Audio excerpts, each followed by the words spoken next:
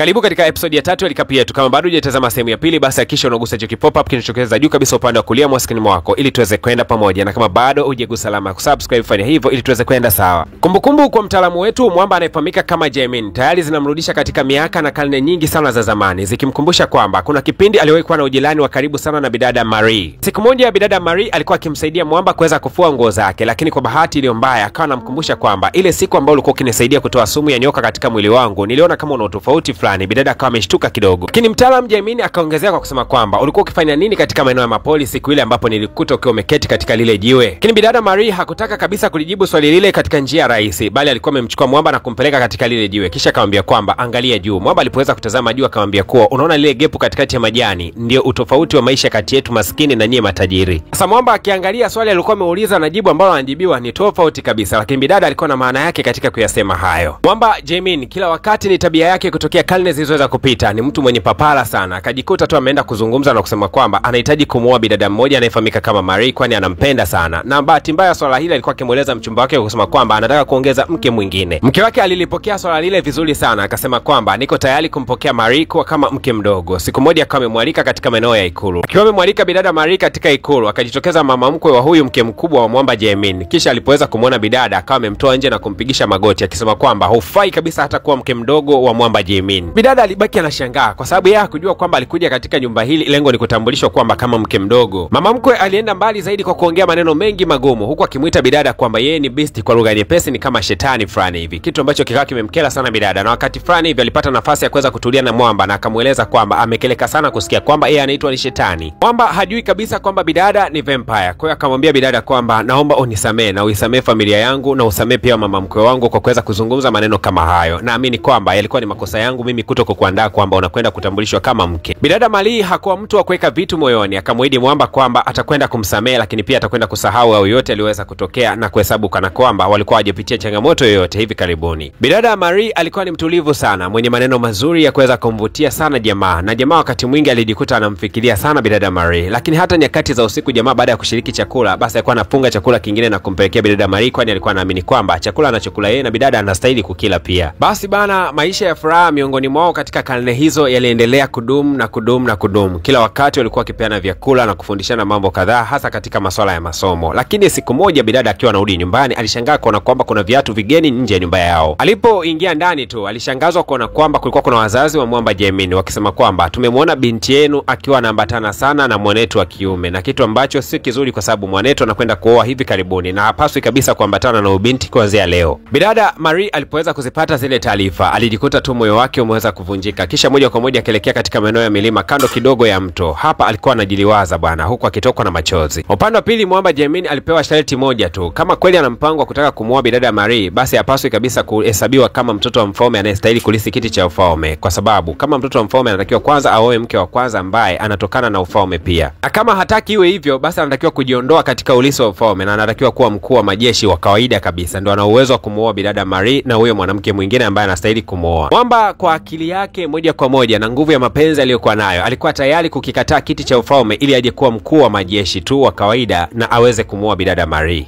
Mfalme alikasirishwa sana na haya maamuzi ya mwamba Jaemin, akimuita dhaifu wa mapenzi, na kuanzia hapo akaamua kuadhibu wazazi wake na bidada Marie ili waweze kumlazimisha msichana huyu aweze kuachana kabisa na Jaemin. Hasa mwamba Jaemin yeye yuko busy sana kufanya mazoezi kwa sababu anatarajiwa kuwa general wa jeshi, lakini kwa bahati mbaya siku moja akiwa amekutana na bidada akashangaa kuona kwamba bidada anamwambia kwamba nataka ushike maisha yako, yani mimi sihitaji kabisa masuala ya kuwa na wewe. Bidada Marie sababu kubwa ya kuachana na mwamba alidai kwamba ni kwa sababu mwamba anamchumba, na hiyo ndo sababu kuu hasa iliyosababisha yeye aweze kuachana naye, lakini kwa sababu hiyo kwani alikuwa ametishiwa na ufalme na kutishiwa wazazi wake. Bidada Marie alipoweza kutolewa tu katika eneo hili la ufalme, moja kwa moja mwamba Jaemin akamfuata mzee mmoja kwa kumwambia kwamba nahitaji umwambie bidada kuwa nyakati za usiku nataka nikutane naye chini ya mti siku ya leo. Na nyakati za usiku zilipoweza kufika, mwamba tayari alikuwa amefika chini ya mti, na siku hiyo mvua ilikuwa ikinyesha. Jamaa alikuwa yuko tayari kuloa na maji ya mvua. Nyakati hizo za usiku, licha ya kwamba bidada alikuwa amezipata taarifa kwamba Jaemin atakuwa akimsubiria katika maeneo ya chini ya mti, lakini bado tu yeye alikuwa busy na hakutaka kabisa kuelekea katika maeneo hayo, huku akilia tu chumbani kwake. Yule mzee ambaye alikuwa amepewa ujumbe kumletea bidada akarudi tena kumkumbusha bidada na kumwambia kwamba mtoto wa mfalme alikuwa ameagiza kwamba siku ya leo uweze kukutana naye chini ya mti. Naomba ufanye hivyo ili usije ukanitia matatizo nikaonekana sikukufikishia ujumbe. Kwa hiyo bidada akaamua kwenda kukutana na mwamba kwa sababu tu ya kumlinda mzee asije kaingia katika matatizo. Wakati anaelekea huko mvua ilikuwa kinyesha. Alijaribu kujifunika katika majani fulani lakini kila anapojaribu kukimbia akajikuta anaanguka. Mwisho wa siku akafika mpaka katika eneo alikuwa amepanga kukutana na jamaa. Akamkuta jamaa akiwa amesimama katika mvua.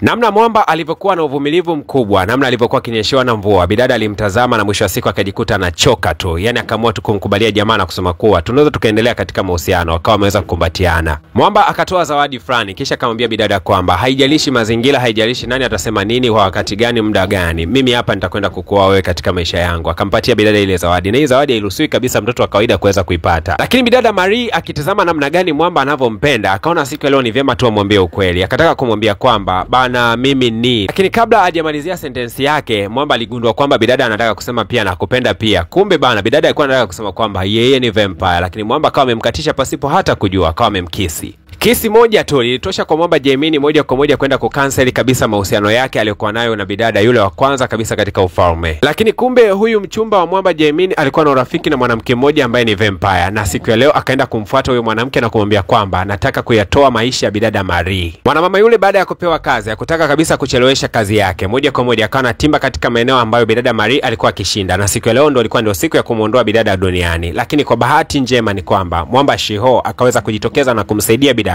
Na wakati huo mwamba Jaimini alikuwa akishuhudia tukio zima, namna ambavyo mwamba Shiho alikuwa akijali sana juu ya bidada. Akagundua kabisa kwamba Shiho alikuwa akimpenda sana bidada Marie. Shiho alipogundua kwamba hapa kando Jaimini naye alikuwepo pia, akasema kwamba kama huwezi kumlinda bidada basi naomba umuache na usimfuatilie kabisa. Kisha akawa amembeba bidada na kuanza kuondoka naye. Jaimini hakuwa na neno lolote la kuweza kuzungumza zaidi ya kurudi nyumbani. Sasa kile kitendo cha mwamba Shiho kuweza kumsaidia bidada kilikuwa ni kibaya sana, kwani kikao kimewakela sana mavampire, na mwisho wa siku mavampire wakapanga kwenda kumvamia mwamba Shiho. Na bahati mbaya taarifa hizi mwamba Jaimini akaweza kuzipata. Moja kwa moja akaenda kumsaidia jamaa Shiho. Ila katika mapambano makali sana aliyokuwa akiendelea, kwa bahati mbaya sana Shiho aliweza kungatwa katika eneo lake la shingo, na hii ikawa ni mbaya zaidi katika afya yake. Kumbuka kwamba Shiho kipindi hicho alikuwa si vampire. Jaimini akambeba mwamba Shiho na moja kwa moja akampeleka nyumbani, lakini katika harakati za kusoma vitabu akagundua kwamba ili mwamba Shiho awe hai lazima itumike damu ya vampire katika kumtibia jamaa. Sasa ikawa kipengele ni wapi atakwenda kuipata damu ya vampire. Moja kwa moja akaelekea katika maeneo ya mapoli, na siku leo alitaka kukutana na bidada, na lengo la kukutana na bidada ni kumwambia tu kwa heri kwa sababu amegundua kwamba hawezi kumlinda. Aliporudi nyumbani akaanza kufanya uchunguzi ni wapi atakwenda kuyapata mavampire lengo aweze kumtibia mshikaji wake Shiho. Lakini katika harakati za kufanya uchunguzi akaja kugundua kwamba haya mavazi yalikuwa yanatumika na vampire aliweza kumshambulia mwamba Shiho yanatokea katika jumba ambalo yule mchumba wake alikuwa amemchumbia siku za hivi karibuni, ndio anashinda zaidi huko. Kwa akagundua kwamba lazima anemsaliti kumbe ni mchumba wake bana. Moja kwa moja akafunga safari na kuelekea huko, lakini alipofika tu akakuta bidada anataka kujinyonga. Kamuwai na kuanza kumuuliza ni kwa nini uliweza kufanya vile, lakini bidada akakili wazi kwamba alikuwa akiona wivu sana namna ambavyo mwamba alikuwa akimpenda sana huyu mwanamke ambaye anafahamika kama Marie. Hasa huku nyumbani kwa mwamba Shiho, moja kwa moja ametoka na kuelekea moja kwa moja katika geto ambalo bidada anapatikanika. Sasa ajabu ni kwamba alipofika tu katika eneo hili bana, hali yake ilikuwa ni mbaya zaidi. Kumbuka kwamba Shiho anafahamu kwamba bidada ni vampire. Bidada Marie alipoweza tu kumwona mwamba katika hali hii akagundua kwamba jamaa alikuwa amengatwa na vampire. Sasa hakukuwa na namna yoyote ya kuweza kumsaidia zaidi ni kwamba bidada akajikata katika mkono wake kisha akamiminia mwamba damu katika eneo la mdomo. Baada ya hapo tu jamaa akawa amenyenyuka, lakini alinyenyuka akiwa kama vampire. Mwamba kujigundua kwamba amekuwa ni vampire alikasirika sana. Akawa anaipiga ile damu ambayo bidada alikuwa amemletea kama kinywaji cha kuweza kushiriki siku ya leo. Akamwambia kwamba ni kwa nini umenibadilisha mimi na kuwa vampire, lakini bidada hakuongea kitu chochote kila kama ameondoka. Siku ya leo alikuwa amepokea barua ambayo ilikuwa na mhitaji kuelekea katika maeneo fulani vya mapango. Hii barua ilikuwa imetumwa na mwamba Jaimini, lakini kumbe walikuwa wakimchezea mchezo hawa mavampire. Waliandika barua kana kwamba Jaimini ndio alikuwa akimhitaji, lakini walikuwa wamemleta katika mapango. Walikuwa ni mavampire wengi sana kwa lengo la kuweza kumteketeza. Lakini kumbe hata Jaimini hakupo mbali kabisa na eneo hilo. Akiwa amevalia kinyago na akatimba katika eneo hilo na kukaa mbele ya bidada na kusema kuwa hakuna atakayeweza kumgusa bidada Marie. Lakini hawa mavampire wakamwambia kwamba haina shida bana, lakini unajua kwamba huyo ni vampire mwenzetu. Wakawa wamechukua kioo na kuweza kumuoneshea. Ni kweli kabisa mwamba alikuwa anajiona yeye peke yake na bidada alikuwa onekani, lakini bado haikuwa kigezo. Akasema kuwa bado ataendelea kumlinda. Katika wakati huo mwamba Shiho akawa amejitokeza naye akasema kwamba hataweza kuruhusu kabisa bidada aweze kufa. kufa, lakini pia akaweza kudhihirisha hali yake ya kwamba yeye ni vampire. Nao wazazi wa bidada hawakuwa mbali, ndio waliweza kujitokeza katika mitaa hiyo, lakini yule mzee ambaye mara nyingi sana huwa anapewaga ujumbe na mwamba Jaemin, leo alijidhihirisha na kuonesha kuwa na yeye ni vampire mkongwe sana na mwenye nguvu. Akawafuta kumbukumbu wote wale vampire walikuja kumshambulia bidada, wote wakajikuta wanaanguka tu chini. Hasa hii asili ya mwamba Jaemin kumkataa bidada akiwa katika hali ya vampire haikuanza leo. Alikuwa akimkataa kutokea kipindi hicho. Siku ile alipoweza kugundua kwamba bidada ni vampire, ilikuwa ni ngumu sana kwa yeye kuweza kukubaliana na hii hali. Kwanza kabisa akaondoka eneo la tukio, akachukua mshale, kisha akamfuata mwamba Shiho, na hapa akawa amemnyoshea mshale na kumwambia kuwa siku ya leo na kuangamiza wewe na kizazi chako cha vampire. Akawa anamtazama tu mwamba, kisha akawa amefyatua ule mshale, na ule mshale moja kwa moja ukapita kando kidogo ya sura ya mwamba Shiho. Mwamba ikawa ni ngumu sana kupokea ukweli na kuamini kwamba bidada ni vampire na anatakiwa kuwa naye katika mahusiano. Hii kitu ilikuwa inamshangaza sana. Akakaa katika jiwe fulani akiwa anawaza sana. Unadhani maamuzi ya mwamba yatakuja kuwa ni yapi? Tukumbuka kwamba tumebakiza episode moja tu tuweze kufika finali ya tamthilia yetu nzuri ambayo tulikwenda kuanza nayo kuanzia episode ya kwanza mpaka hapa tulipoweza kufikia. Asante sana kwa wewe ambaye uko pamoja na mimi. Kumbuka kwamba kila unapogusa alama ya kulike na tunapofikisha like 100 basi natoa episode ya mbele.